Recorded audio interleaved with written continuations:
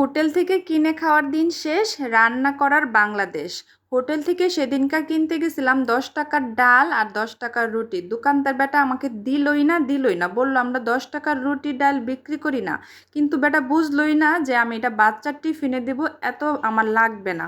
কিন্তু তারপরও উনি আমার কোনো কথাই শুনলো না। তো রাগে আমি ডাল কিনে নিয়ে আসলাম, আর আমি ডালটাকে সারা রাত ভিজায় রাখলাম আর লবণ দিয়ে শুধু সিদ্ধ করে নিলাম। দেখলেনই তো কীরকম সিদ্ধ হয়েছে। তো সিদ্ধ করার পরেই আমি রান্নার জন্য চলে আসছি। কড়াইয়ের মধ্যে প্রথমে শুকনা মরিচ দিছি 3টা, তারপরে পেঁয়াজ আর মশলা, যত ধরনের মশলা আমরা মাংসে ব্যবহার করি, বাটা মশলা সব কিছুই পরিমাণ মতন করে দিয়ে নেব। আর কমিয়ে কমিয়ে দেওয়ার চেষ্টা করতেছি, কারণ বাচ্চারা খাবে বলে কথা। আর এখানে আমি আমার স্পেশাল যে একটা গরম মশলা আছে, মাংসের মশলা, সেটাও আমি এখানে দিয়ে দিলাম। আর পরিমাণ মতো লবণ দিয়ে সুন্দর করে এটাকে কষায় নিতেছি। বেটার তুই আমার হোটেল থেকে দিছস না 10 টাকার, আসিস আমার বাসাত, আমি তোরে 50 টাকা ফ্রিতে দিয়ে দিব ডাল।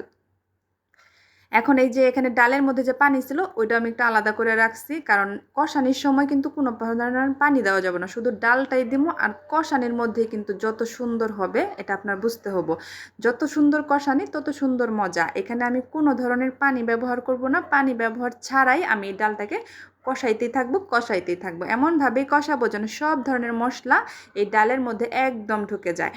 আর এই ডালটা যদি আমি রান্না করে রাইখা দিই, আমার গেন্দারা যে সময় চাইবো ডাল দিয়া কিছু খাবো, বা রুটি খাবো, পরোটা খাবো, লুচি খাবো, তখনই কিন্তু এটাকে আমি বের করে দিতে পারবো। আর এটা আমি ফ্রিজেও কিন্তু রাইখা দিতে পারবো, 2-3 দিন ভরা থাকবো, কোনো ধরনের সমস্যা নাই। নামায় শুধু একটু গরম করে দিলেই হয়ে যাবো, ব্যাস। এই রান্নাটা কষানোর পরে আমি ওই যে পানিটুকু ছিল সেটা দিয়ে দিছি, আর একটু সুন্দর ফ্লেভারের জন্য আমি কাঁচামরিচ দিয়ে দিছি। হোটেলের ডাল খাইতে গেলে তো মুখের মধ্যে এলাচ, দারচিনি, তেজপাতা, গরম মশলা, জিরা সব কিছুর কামড় পড়ে, এগুলো কামড় কিন্তু একটু মজা লাগে না আমার কাছে, এই জন্য আমি এগুলো সব কিছু বাইটটা দিছি।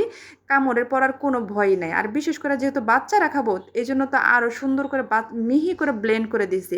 দেখছেন কি সুন্দর একটা কালার আসছে? এরকম কালার কি হোটেলে হয়? তারা পানি দিয়া মানে পানি দিয়ে একদম ঢেলা করে রাখে। দেখছেন আমারটা কি সুন্দর মাখা মাখা একটা কালার আসছে, দেখেই তো খাইতে মন চাইতেছে, তাই না? তো আজকে এই পর্যন্তই। আপনারাও চাইলেও কিন্তু বাসায় বানায় এভাবে রাইখা দিতে পারেন, হোটেলে খাওয়া বন্ধ। যেহেতু নিজেরা বানাইতে পারি, নিজেরা বানায় খাইয়ে নেবো। আল্লাহ হাফেজ।